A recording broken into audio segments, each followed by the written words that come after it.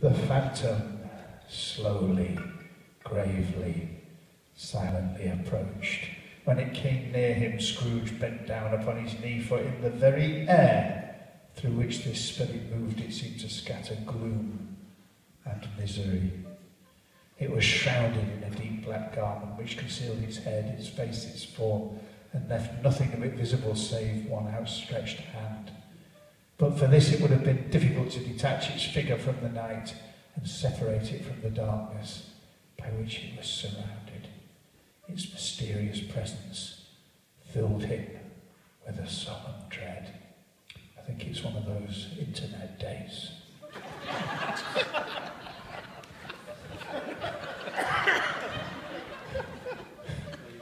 The spirit.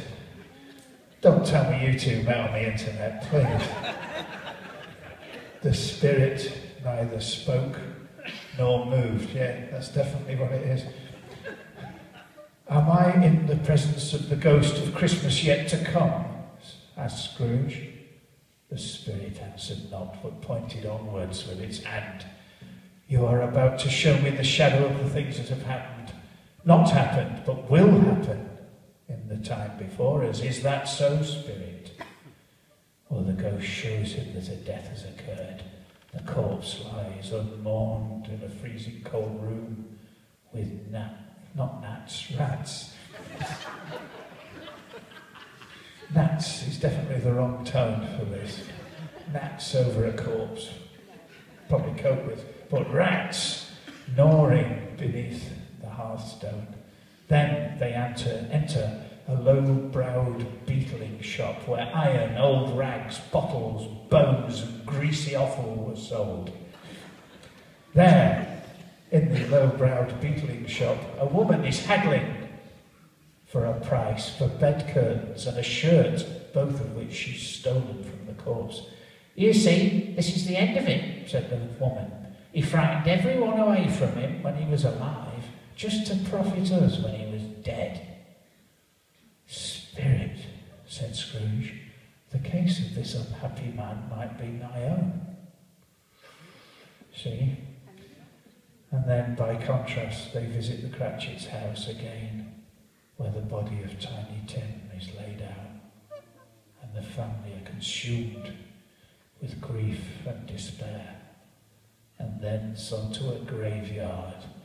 It's good Christmas stuff, this, you know. It's really getting me in the nose. Overrun by grass and weeds, choked up with too much burying, fat with repleted appetite, and the spirit points to one grave. Before I draw near, said Scrooge, are these the shadow of things that will be, or the shadows of things that may be only? And then he reads on the neglected grave his own name, Ebenezer Scrooge. Am I that man who lay upon the bed? He cried. No, spirit, no. Now we're going to play the Ghost of Christmas yet to come. And again, praising my own work, I think this sounds pretty terrifying. Although he does do a little dance in the middle, scored for baritone saxophone. Can you start tensing up, please, Billa? Baritone saxophone and pizzicato bass.